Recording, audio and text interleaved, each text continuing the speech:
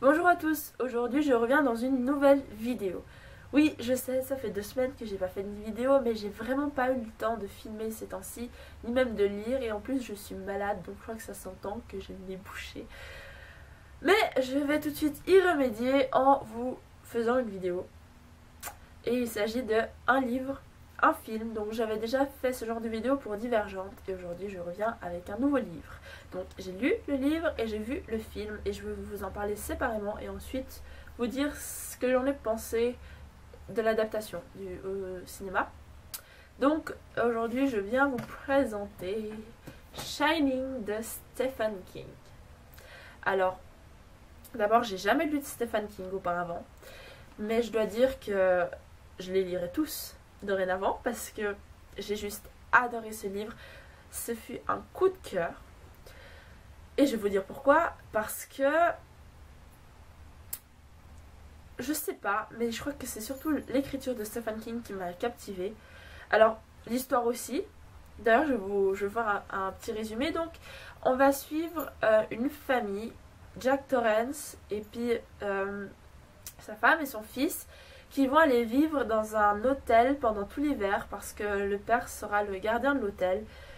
Et cet hôtel, comment dire ça, est assez étrange. Surtout que le fils Danny a un espèce de don, ce qui ne va pas vraiment l'aider.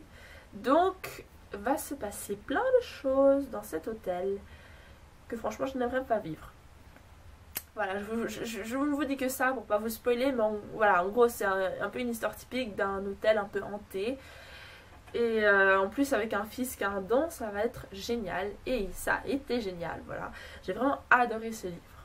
Alors, pour en parler un peu plus profondément, ouais, comme j'ai dit avant, ce que j'ai le plus apprécié surtout, c'est le style de Stephen King. C'est un truc mais tellement particulier, j'ai jamais vu ça avant. Même dans les moments qui devraient être un peu ennuyants, c'est-à-dire les descriptions ou des trucs un peu, voilà, qu'on pourrait volontiers passer, même ça m'a captivé, je veux dire, voilà. C'est très très intéressant. Les phrases sont tournées d'une manière juste, waouh. Je perds mes mots, c'est dingue. À chaque fois que j'ai un livre coup de cœur, je n'arrive pas à en parler. C'est la même chose avec Divergent. Donc, oui, première chose que j'ai beaucoup appréciée, c'est donc, je crois que c'est la troisième fois que je le dis, donc le style de Stephen King. Après, l'histoire aussi est vraiment géniale. Je veux dire, très bien trouvée, très bien construite, tous les détails y sont, il n'y a rien qui manque. On en apprend beaucoup sur les personnages, on suit leur évolution. Il y en a qui évoluent en bien, il y en a qui en évoluent en mal. Voilà, j'ose pas trop en dire parce que c'est très très facile de spoiler ce livre. Après, autre chose que j'ai beaucoup aimé, ce sont les personnages. Donc j'entends beaucoup de gens, ou bien je lis beaucoup de chroniques où ils disent que les personnages c'est ce qu'ils ont moins apprécié. Mais je crois en fait qu'ils n'ont pas compris. Après ça reste personnel, hein, mais je pense qu'ils n'ont pas compris qu'en fait c'était le but de Stephen King de pas nous faire détester ces personnages, parce que le but c'est vraiment pas de les détester, mais on n'est pas censé les adorer, on n'est pas censé être attaché à ces personnages qui, comme j'ai dit avant, vont évoluer en bien ou en mal. Donc oui, c'est pas comme dans une histoire où les personnages sont attachants et qu'on n'a pas envie de les voir tristes ou quoi que ce soit. Là non, là c'est pas le but, parce que ces personnages vont souffrir, hein, clairement, et on n'est pas censé vraiment être compatissant pour eux, dans le sens où ils n'ont pas vraiment fait grand chose pour qu'on soit attaché à eux. Je ne sais pas si c'est clair, mais ouais, voilà, on va dire ça comme ça. On n'est pas censé être attaché à ces personnages et on n'est pas censé vraiment ressentir de l'empathie pour eux. Donc voilà, les gens qui disent que le défaut de ce livre c'est les personnages qui sont pas très attachants, voilà, je pense qu'ils n'ont pas trop compris que c'était le but. Et puis après, niveau tout ce qui est émotion, on le sent vraiment à travers les personnages, ça c'est sûr. On passe par toutes les émotions possibles, surtout par l'angoisse et la terreur, l'horreur, tout ce que vous voulez. C'est un peu le but du Stephen King, hein, je veux dire, c'est le maître de l'horreur, c'est pas pour rien. Et voilà. Vous verrez sur le blog, j'ai fait une chronique très très très courte sur ce livre parce que au final il n'y a pas grand chose à en dire de plus. L'histoire est vraiment basée sur les personnages, sur le récit et sur le style, le ton du livre. Et voilà, il n'y a pas vraiment de thème. Enfin, si, il y a le thème de la violence, de l'alcoolisme, mais ils sont abordés encore assez subtilement. Ouais, en fait, je dirais que tout dans ce livre a été fait subtilement et c'est ça que j'adore en fait. Parce que comme appréhension, j'avais que ce livre soit vraiment que de l'horreur et puis parce que j'avais déjà lu un livre comme ça, j'ai vraiment pas aimé. Donc je me suis dit ouais, ce sera sûrement peut-être que des trucs d'horreur mais en fait non, pas du tout. Tout est fait subtilement, tout est fait avec mystère, suspense et tout le tralala, ce qui nous tient en haleine tout le long du livre. Donc je dois dire que ce livre fait à peu près 500 pages. Je crois que j'ai lu ouais, en 2-3 jours, tellement j'étais captivée. Je les lisais même pendant mes cours de français, hein, c'est-à-dire que voilà. Donc voilà, Stephen King, j'adore. Et puis les petits marque-pages que ma maman m'a fait, qui va avec le livre. Donc voilà, ça ce sera pour le livre. En fait, je tenais à ajouter que pendant que je lisais ce livre, ça me faisait penser à une musique. Je sais pas si vous connaissez The Eagles, je crois.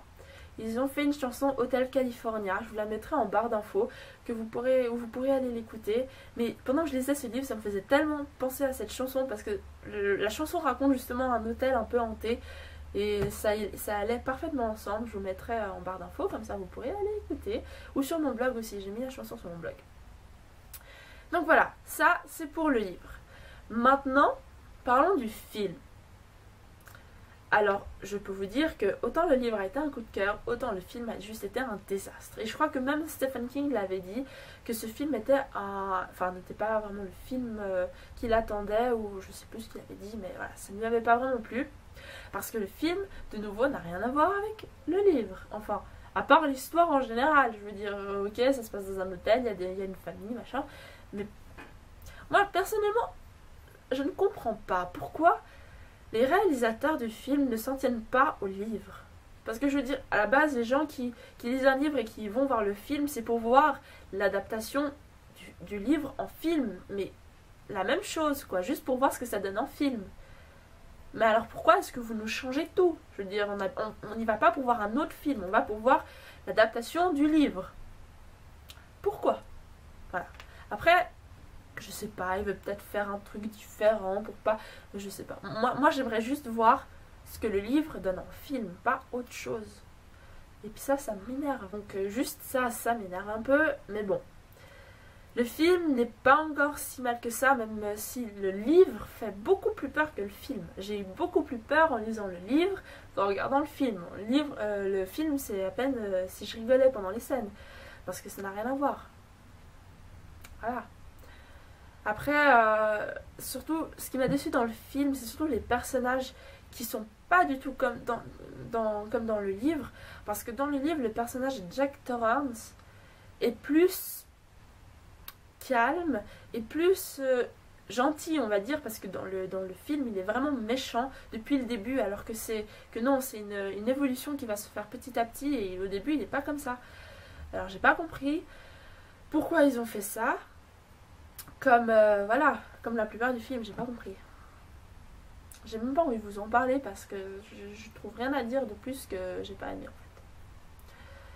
Mais ouais, les scènes sont pas les mêmes, il y a des personnages qui meurent qui ne devraient pas mourir, il y a des personnages qu'on ne sait pas ce qu'ils deviennent. Non. Bref. Je vais pas vous parler plus longtemps du film, mais je vous mettrai la fiche du film par là, et puis ouais, la bande-annonce, vous pouvez aller la voir sur YouTube, mais franchement, si vous avez lu le livre, ne regardez pas le film. Ça va juste vous perturber plus qu'autre chose. Après, si vous n'avez pas lu le livre, vous pouvez voir le film. Mais même pour quelqu'un qui n'aurait pas lu le livre, je trouve que le film est quand même assez ennuyeux. C'est-à-dire qu'il y a des scènes très très longues. Des fois, il passe 15 minutes, non, peut-être 10-15 minutes sur la même scène en train de parler. On est en train de voir la conversation entre deux personnages pendant 10-15 minutes et j'ai trouvé ça très très long. Et pas inutile, mais c'est pas des scènes très très importantes. Ils ont pas mis les scènes... Il y a des choses qui manquent. Après, je peux pas vous dire parce que sinon je vous spoil. Mais par exemple, si je dis juste la scène avec les animaux en buisson, n'y est pas. La scène avec le terrain de jeu, n'y est pas. La scène avec... quelle scène avec...